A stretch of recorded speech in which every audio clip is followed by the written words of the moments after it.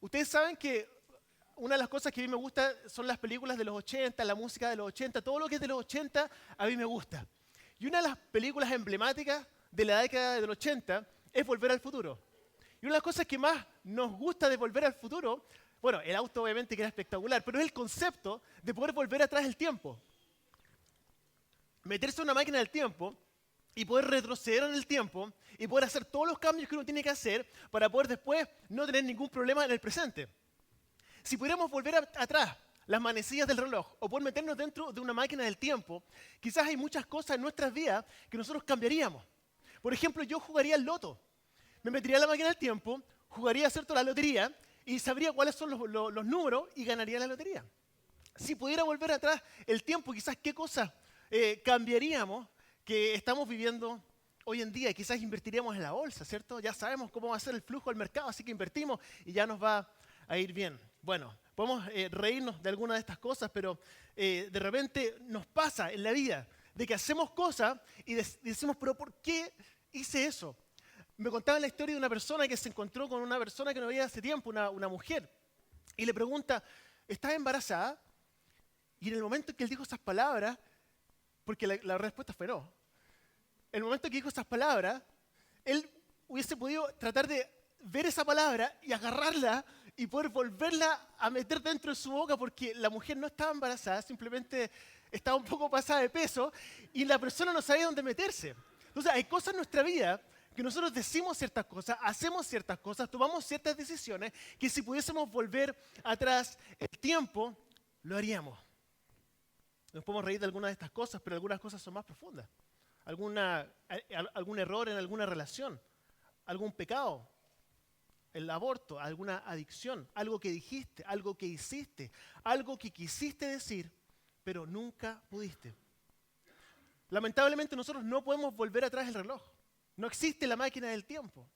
Pero sí nosotros tenemos en la palabra la respuesta a qué nosotros debemos hacer o hacia dónde debemos correr cuando cometemos algún error o cuando nos equivocamos. Así que vamos a orar, vamos a pedir que Dios hable a través mío y que lo que podamos aprender hoy día podamos aplicarlo a nuestra vida. ¿Oramos juntos? Señor Jesús, queremos darte las gracias por la oportunidad que tú nos das de poder estar aquí, Señor. Gracias por las alabanzas, gracias porque nosotros podemos expresarte lo que está en nuestro corazón a través de la música, a través de las letras, Señor. Te damos gracias por las personas que están aquí con nosotros por primera vez. Yo pido que este mensaje no sea solo para los que ya te estamos siguiendo, sino que también para las personas que aún no te conocen, Señor. Oramos por esto, Señor. Queremos orar también en este momento por mis papás que están en Estados Unidos en este momento, por mi mamá, por mi papá. Que tú estés con ellos, que los acompañes, que los cuides, que los mantengas libres de accidente, que realmente los traigas también de vuelta muy pronto porque los extrañamos mucho, Señor. Oramos por esto y entregamos este mensaje a ti, Señor, en el nombre de Jesús. Amén. Amén. Bueno, estamos continuando una serie que se llama Corre hacia Dios. Corre hacia Dios. Y está cimentada sobre el Salmo 46, que dice así. ¿Le parece que la leemos todos juntos? Dice así. Dios es nuestro amparo, nuestra ayuda segura en momentos de angustia.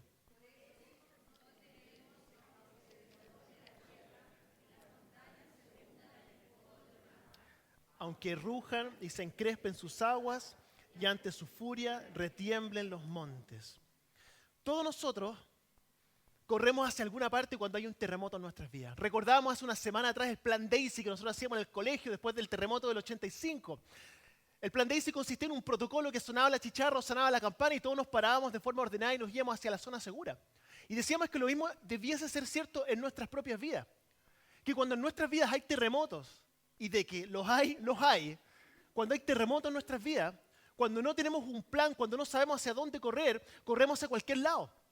Y toda esta serie se cimenta sobre la base de esa idea, de que nosotros, cuando tengamos problemas en nuestra vida, sepamos hacia dónde correr y que siempre corramos hacia Dios. La primera semana hablábamos de corre hacia Dios cuando estés perdido. La segunda semana hablábamos de corre hacia Dios cuando tengas miedo. Y hoy día vamos a hablar sobre el concepto de corre hacia Dios cuando te hayas equivocado. Durante estos últimos días, esta semana tuvimos harta lluvia. Y cuando llueve y uno anda manejando, siempre hay pozas, ¿cierto? Con las que uno se encuentra. Y también siempre hay gente que va caminando por la calle con paraguas y andan a pata. Y cuando uno pasa por al lado de una poza, y está la poza, y está la persona, uno obviamente que tiene que bajar la velocidad, ¿cierto? Porque si uno no baja la velocidad, uno moja a la persona. Pero siempre se me pasa por la mente, ¿qué pasaría si veo a la persona, veo la poza, y simplemente paso rajado y mojo entera a la persona? No me miren así, a ustedes les pasa lo mismo, no sean mentirosos. Uno no lo hace realmente, uno lo piensa, uno no lo hace. Pero yo lo hice, no esta semana, lo hice hace mucho tiempo atrás. Pero no fue a propósito, fue un error y fue de noche.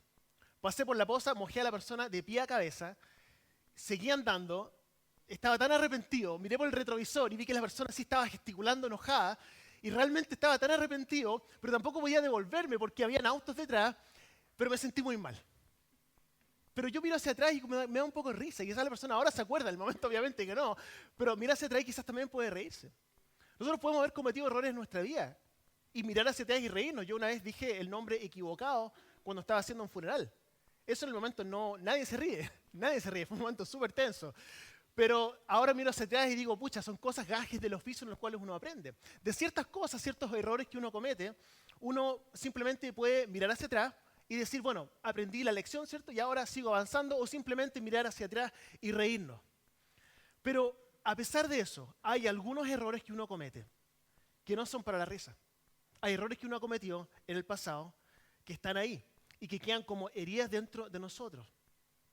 Algún error en cuanto a una relación, pecado, adicción, aborto es una de las cosas que las mujeres cuando lo cometen lo guardan y a veces no lo cuentan. Diferentes cosas en nuestra vida que hemos cometido errores y esos errores están ahí en nuestro pasado y los llevamos dentro de nosotros. ¿Qué es lo que hacemos cuando hemos cometido un error del cual no nos gusta acordarnos y lo llevamos por dentro? ¿Qué es lo que hacemos? Porque todos nosotros nos hemos equivocado. Y el error que muchas veces uno puede cometer, decir, chuta, cometí esta cuestión que realmente no es para la risa, lo llevo como un peso y dicen, no, deja que pase el tiempo y el tiempo se va a encargar de solucionar ese error que tú cometiste. Lo voy a dejar pasar, con el tiempo se va a sanar porque el tiempo todo lo cura. Una de las peores frases populares que uno puede escuchar, el tiempo todo lo cura. Dile eso a una persona que se rompe el brazo y tiene una infección. No, deja que pase el tiempo lo cura. ¿Qué es lo que va a pasar? Gangrena, amputación del brazo, ¿no es cierto? Sin embargo, muchas veces aplicamos ese mismo principio a nuestras vidas y uno dice, bueno, cometí un error, hay algo mal que está, no, pero dejemos que el tiempo pase porque el tiempo lo va a sanar. Mentira, lo vamos llevando dentro de nosotros y a medida que va pasando el tiempo, si no hacemos lo que tenemos que hacer con los errores que hemos cometido, proceder bíblicamente, de lo cual vamos a hablar ahora, eso se transforma en una infección que podemos llevar nosotros dentro de nosotros y muy guardado. Pero pucha que nos pesa. El tiempo no cura nada. Lo que el tiempo hace es transformar ese error en culpa. Transforma el error que tú cometiste en culpa. Y la culpa es una carga muy pesada que nadie debe acarrear, sobre todo nosotros los cristianos. Nadie, ninguno de nosotros debemos acarrear culpa.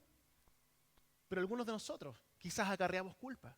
Estamos viviendo una vida cristiana y estamos acarreando culpa. Y no lo están pasando bien. Están sufriendo. Entonces, hoy día, lo que quiero que hagamos es que nos despojemos de la culpa. Chuta, qué fácil. Les voy a hablar un poco sobre esto. ¿Cómo nos despojamos de la culpa? Porque no es fácil. La culpa es como un tumor. Cuando uno tiene un tumor cancerígeno o benigno, ¿cierto? También, un tumor, ¿qué es lo que tiene que hacer el cirujano? El cirujano tiene que cortar, sale sangre, extrae el tumor, vuelve a cerrar y hay un proceso de sanación. Si alguien entra en un momento, alguien que no sabe lo que está pasando y ve que el médico está cortando, no dice, ¿pero qué estás haciendo? No, el médico sabe lo que está haciendo. El médico sabe que tiene que cortar, tiene que infligir dolor para poder sacar ese tumor que a la persona lo va a matar. Lo mismo es cierto con nuestras culpas. Nosotros tenemos que proceder bíblicamente con nuestras culpas, porque si no, podemos morir espiritualmente. Y esto es muy importante. Muy importante. El problema es que muchos de nosotros decimos, no, es que prefiero evitar el dolor. No, prefiero llevar esta cuestión acá y llevarlo. Prefiero evitar el dolor, pero el dolor de sacar la culpa es un dolor que vale la pena. Porque el dolor de llevar la culpa es mucho más pesado. La culpa no nos deja vivir. Es como un ruido molesto que hay que callar en nuestra vida. Un ruido molesto. Cuando mis niños están viendo tele en la casa, empiezan a ver tele, ¿cierto? Y con la Dani estamos tratando de conversar. Y ellos en vez de irse a otro dormitorio a ver tele, empiezan a subir el volumen, porque no escuchan, pues. Entonces nosotros estamos conversando y suben el volumen, y mientras más suben el volumen, nosotros más fuerte tenemos que hablar, y empieza un círculo vicioso que al final tenemos que pedirles que por favor apaguen la tele. Lo mismo a veces pasa en nuestras vidas. A veces llevamos la culpa en nuestras vidas y tenemos que hacer cosas para poder acallar la culpa. La culpa es tan fuerte que tenemos que taparla con otras cosas, pero la culpa sigue ahí y vamos tapando. Algunas formas en las cuales nosotros tapamos la culpa. Yo pasé por esto. Irnos al mundo, a la adicción, al sexo, a las drogas, hacer todas estas cuestiones que uno piensa que te van a sacar, pero realmente simplemente es más bulla en tu vida. Muchos de nosotros hemos pasado por esto, las adicciones, el exceso, el trabajo, el consumismo, todo lo que el mundo ofrece para acallar nuestra culpa. Pero resulta que la culpa sigue ahí. Y nosotros como cristianos podemos ser muy críticos del mundo. Y podemos decir, no, es que ahora estamos en una iglesia, entonces ahora estamos procediendo muy bien. Como cristianos, podemos decir, no, nosotros ya no estamos acallando la culpa, estamos viviendo una vida cristiana correcta. Y nos ponemos muy críticos de la iglesia católica, porque decimos, claro, ellos sí que tienen métodos para acallar la culpa. Los Padres Nuestros, caminar, ¿cierto?, al santuario de los Vázquez, las mandas y todas esas cosas. Uno puede decir, claro, es que los católicos tienen todas esas mandas que son para poder aplacar la culpa, pero nosotros no. Ojo, quizás es muy posible que en este contexto también estemos haciendo lo mismo. Que vengamos a la iglesia, que cantemos las canciones, que oremos, que leamos la Biblia, vamos a los estudios bíblicos, etcétera. Todas estas actividades simplemente para acallar nuestra culpa. Hice todas estas cosas, entonces ya no me siento tan culpable de lo que llevo adentro. Cuidado con eso. Compensando una cosa por otra. Me siento un poco mejor después de hacer ABC, entonces ahora me voy a la casa y siento menos culpa que antes. Cuidado con eso. Eso es una forma de acallar la culpa. Otra forma de acallar la culpa es juzgar a los demás. Simplemente apuntar el dedo. Juzgar al resto. Tengan mucho cuidado cuando uno es demasiado crítico o demasiado, o cuando tú te enojas demasiado con alguien que siempre está juzgando al otro, apuntando el dedo. Cuidado con ser demasiado crítico con esa persona. ¿Por qué? Porque esa persona que juzga al resto, lo más probable es que lleve una carga tan pesada de culpa que necesita que alguien lo ayude a llevarla. En el fondo es eso. La persona que anda juzgando al resto es porque probablemente necesita ayuda con la carga de culpa que está llevando. Entonces tiene que culpar al resto. Ayúdame a llevar esta carga que me pesa tanto. Dentro del contexto de la iglesia puede pasar lo mismo. Estar juzgando a los demás. Es lo que sucede cuando procedemos como no corresponde con nuestros errores. Mateo capítulo 7, versículo 3 dice así: ¿por qué te fijas en la astilla que tiene tu hermano en el ojo y no le das importancia a la viga que está en el tuyo? Cuando uno piensa en una imagen bien chistosa, hay una viga en el ojo, ¿cierto? Y uno apuntando así, juzgando al resto. Cuidado con eso, proceder correctamente con nuestras culpas. Todos tenemos tejado de vidrio, como alguien dijo por ahí. Otro ejemplo, la mujer pillada en adulterio, Juan 8:7. Y como ellos lo acosaban a preguntas, Jesús se incorporó y les dijo: aquel de ustedes que esté libre de pecado, que tire la primera piedra. Entonces, ese es el problema con a veces nosotros estar juzgando al resto. Lo más probable es que llevemos una culpa muy pesada y tengamos cuidado con ser demasiado críticos con las personas que juzgan a otros, porque lo más probable es que lleven una culpa insostenible. Entonces, nosotros muchas veces lo que hacemos para acallar nuestras propias culpas es irnos a lo que ofrece el mundo, 1. Otro, el activismo religioso. 3, proyectar mis culpas sobre el resto. Ninguna de esas formas son las maneras correctas de poder procesar nuestras culpas.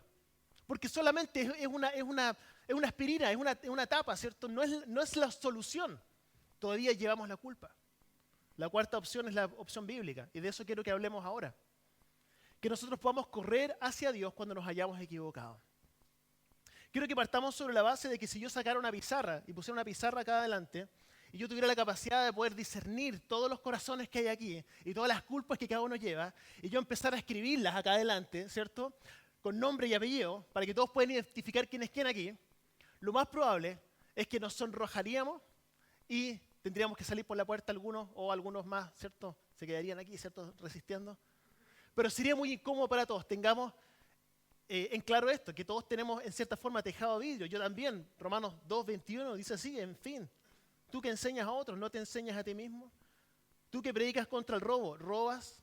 O sea, en el fondo, yo me puedo parar aquí adelante y puedo darles todos los consejos a ustedes, pero yo también tengo cosas en las cuales si pusieran aquí adelante lo que pasa por mi mente algunas veces, o lo que está en mi corazón, o mis luchas, mis tentaciones, lo más probable es que también me sonrojaría y tendría quizás que incluso buscar pega en otro lado.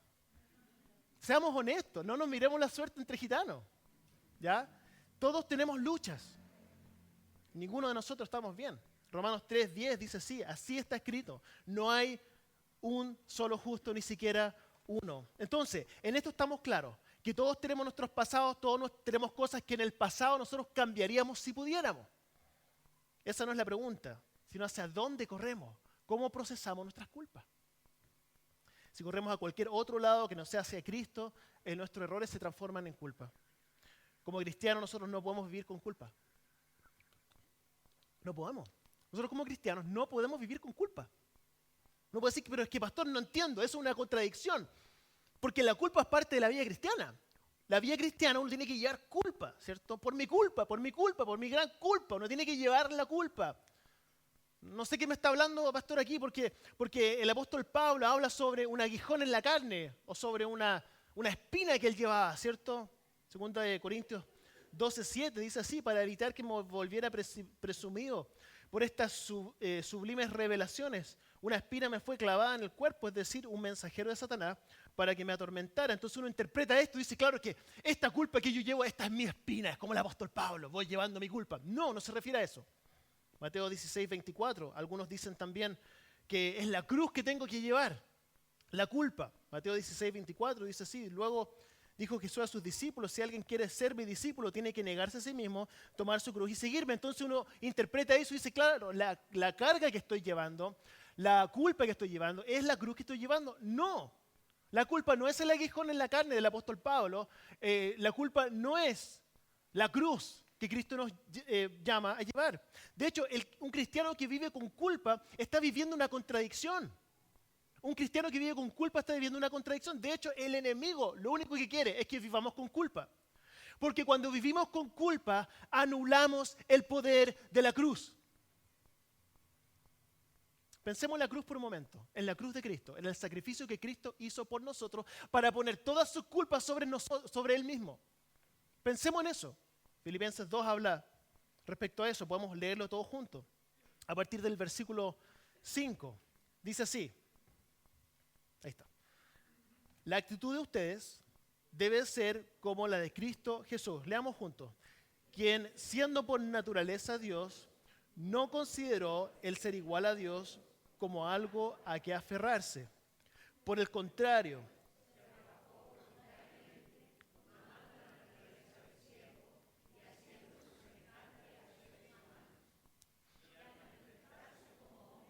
se humilló a sí mismo y se hizo obediente hasta la muerte y muerte de cruz. Otro texto que nos habla respecto a esto, el profeta Isaías, en el capítulo 53, versículo 5. Dice así: Él fue traspasado por nuestras rebeliones y molido por nuestras iniquidades. Sobre Él cayó el castigo, precio de nuestra paz, y gracias a sus heridas fuimos sanados. Los romanos, ustedes lo saben, hemos hablado un poco de esto, los romanos cuando crucificaron a Cristo, los romanos son expertos en tortura. Eran expertos en tortura, no inventaron la crucifixión, sino que la perfeccionaron porque descubrieron que la crucifixión, el objetivo que tenía, no era solamente que la víctima muriera, sino que tenía que ser humillada y tenía que sufrir lo más posible. Por eso que cuando a Jesús le pegaban los latigazos, lo hacían con el gato de 9 colas que le llamaban, que eran un látigo de 9 puntas o fibras. En las puntas tenía pedazos de hueso, pedazos de metal, ¿cierto? O pedazos de piedra que estaban en forma de punta, entonces le pegaban a Cristo, a la víctima, y se aferraba esto a la piel y tiraban, ¿cierto? Muchos vieron la pasión de Cristo, ¿cierto? Y en esta etapa muchas de las víctimas fallecían porque se desangraban, luego el camino al Gólgota. Después Cristo crucificado en la cruz, estacas en las manos, algunos dicen, o acá, no se sabe bien en qué parte era. Y después en los pies, ¿cierto? Los pies cruzados y una estaca a través de los dos pies. Y las rodillas un poco dobladas con una estaca detrás de su cuerpo. para que cada vez que él tuviese que respirar, tenía que levantarse para poder respirar, porque si no se asfixiaba. Entonces caía y después tenía que volver a respirar, y así es como Cristo falleció, así como Cristo murió, así es como Él entregó su espíritu. ¿Qué es lo que Él estaba haciendo ahí por nosotros? Dios, que fue soberano sobre todas las cosas, entrega a su Hijo para reducirse a su mínima expresión y tener la muerte más humillante posible. ¿Por qué? Para que nosotros no tengamos que vivir con culpa. Esto es tan importante. Y cuando insistimos en vivir con culpa, estamos deshonrando la cruz de Cristo. Estamos diciendo, no, es que tiene que ser más. La cruz no fue suficiente. Los clavos tenían que ser más profundos. El camino al Gólgota tenía que ser más largo. La humillación tenía que ser mayor. Por eso vivo con culpa. ¿Por qué? No tenemos derecho a vivir con culpa. Si Cristo puso toda la culpa sobre sí mismo. Y cuando decidimos vivir con culpa, estamos deshonrando todo lo que Cristo hizo. Al probar probar Jesús el vinagre, Juan 19:30, dijo: todo se ha cumplido, y luego inclinó la cabeza y entregó su espíritu. Hizo todo esto para que no tengamos que vivir con culpa. Nosotros podemos decir, es que estoy llevando mi culpa. Y uno puede decir, ay, pobre de mí, ¿cierto? Esto es un acto de nobleza que estoy haciendo, llevar mis propias culpas. Estoy cargando mi cruz, esta es mi espina. Es lo contrario. Estamos despreciando la obra de Cristo en la cruz. Estamos anulando, de hecho, el poder de la cruz sobre nuestra vida. Algunos podrían decir, ¿cómo nos atrevemos a acarrear nosotros la culpa de nuestra propia vida cuando Cristo ya lo hizo? Y al seguir viviendo con culpa, estamos diciendo que el sacrificio de Cristo no fue suficiente y estamos desperdiciando la cruz. Si yo tuviera un amigo que estuviese en la cárcel con cadena perpetua y yo tuviese la posibilidad de poder pagar su fianza, digamos que es $1.000.000, y me consigo el $1.000.000 y le pago la fianza, y me quedo sin nada, y esta persona que está en la cárcel decide, no, ¿sabes qué? Yo quiero asumir acá porque igual cometí el error, voy a seguir acá. Y uno dice, pero es que yo ya pagué todo, me quedé sin nada. Pagué todo para que tú puedas salir de la cárcel. No, pero es que yo tengo que cumplir. ¿Cuál sería mi reacción? Esto es absolutamente ilógico. No me estarías honrando a mí, me estarías deshonrando, estarías desperdiciando todo lo que hice por ti. Es lo que hacemos nosotros cuando decidimos acarrear nuestra propia culpa. No es un acto de nobleza. Es que no estamos entendiendo lo que pasó en la cruz. Estamos desperdiciando este regalo. Estamos deshonrando el regalo que Dios hizo por nosotros, que no le costó dinero, sino que toda su vida completa. Ahora, yo entiendo que no es fácil. ¿Por qué no es fácil? Porque muchos de nosotros llevamos culpas que son reales. Son reales. Y son culpas que no son tan fáciles de simplemente decir, ¡pum!, se lo entrego a Cristo. No, yo entiendo que no es así. Pero cuando nosotros hablamos sobre el bautismo, cuando hablamos sobre aceptar a Cristo en el corazón, sobre levantar la mano, pasar adelante, cuando decimos, te invito a que tú puedas comenzar una relación con Cristo, independiente de la forma. Cuando uno dice, ya, voy a comenzar ahora a entregar mi vida al Señor, o voy a dejar a Cristo entrar en mi corazón. Muchas veces decimos, bueno, yo soy cristiano o no soy cristiano. Sí soy cristiano, ¿por qué? Porque me bauticé, porque marqué una tarjeta, porque pasé adelante, etc. No, ser cristiano no es necesariamente eso, es poner tu fe en Cristo. Es poner tu fe. Y poner tu fe en Cristo no significa simplemente decir tengo fe. Poner mi fe en Cristo es entender que cuando yo estoy llevando mi propia culpa, no estoy realmente viviendo en fe, porque estoy llevando algo que Cristo ya hizo. Cuando vivo con fe y cuando yo digo, pongo mi fe en Cristo, estoy tomando mi culpa y se la estoy entregando a Cristo. Ese es uno de los actos más importantes en nuestra vida. Y es lo que nos transforma completamente, que nos hace vivir en libertad, que nos hace vivir la vida que fuimos creados para vivir. Entonces, en el fondo, nosotros ahora tenemos dos caminos que podemos tomar. Hay dos caminos que podemos tomar. Podemos tomar el camino de la gracia o podemos tomar el camino de la culpa. Son dos caminos opuestos. Podemos tomar el camino de la gracia o podemos tomar el camino de la culpa. La gracia es aceptar el regalo inmerecido del perdón. No lo podemos hacer si seguimos acarreando culpa. El camino de la culpa es vivir condenándome a mí mismo por lo que hice o por lo que hago. El enemigo es el maestro de la culpa. Dios es el maestro de la gracia. Y mientras nosotros vivamos con culpa, el enemigo está satisfecho. Mientras nosotros nos pasemos nuestra vida acallando la culpa con drogas, con religiosidad, con trabajo, no hay problema. Mientras vengamos a la iglesia cantando, orando para acallar nuestras culpas, no hay problema. El enemigo está contento. Mientras vayamos en nuestra vida apuntándole al dedo al resto y juzgando al resto para poder aliviar nuestra propia culpa, no hay problema. El enemigo está contento, está satisfecho. Pero cuidado, cuando nosotros tomamos la decisión de vivir por gracia y decidimos pararnos firmes sobre el sacrificio de Cristo y poner nuestras culpas sobre Cristo, que es el acto más importante de nuestra vida, ahí el enemigo empieza a hacer sus cosas y se empieza a incomodar porque comenzamos a entrar en la vida que Cristo nos invitó a vivir. Esto es muy, pero muy importante. Empezamos a vivir libres, empezamos a vivir esta vida que Cristo, por la cual Cristo lo entregó todo. Por eso, no para que sigamos acarreando culpa, para que seamos libres y vivamos en la libertad que Cristo nos dio. Con esto quiero terminar. Esa es la invitación de hoy día. Dejar de vivir en la culpa y comenzar a vivir en la gracia. La gracia, descanso, satisfacción, conformidad, equilibrio, estar completo. A mí me encanta este texto. Juan 13:25. Es el proceso donde estaban prediciendo la traición de Judas, Jesús con sus discípulos. Señor, dice, ¿quién es?, preguntó él. Pero esta es la parte que más me gusta, reclinándose sobre Jesús. El apóstol Juan estaba reclinado sobre Cristo. Estaba como reclinado sobre Jesús. Así como reclinado sobre Cristo. Y estaba reclinado, descansando, como conversando con los demás. Y Cristo Él estaba en el pecho de Jesús. Me encanta ese texto. ¿Por qué? Porque nuestra vida muchas veces no se caracteriza por reclinarnos sobre Cristo, sino por vivir una vida de activismo, una vida en que tenemos que cumplir con todas estas normas y todas estas regulaciones, en las cuales no somos libres, simplemente tenemos que esforzarnos y llevar nuestra cruz. Pero Juan estaba reclinado sobre Cristo. Quiero invitarlos a que nos reclinemos sobre Cristo. Algunos dicen, no, reclinarme es una pérdida de tiempo, hay mucho que hacer. Otro texto que me encanta, Mateo 11:28, dice así: vengan a mí todos ustedes que están cansados y agobiados, y yo les daré descanso. Carguen con mi yugo y aprendan de mí, pues yo soy apacible y humilde de corazón, y encontrarán descanso para su alma.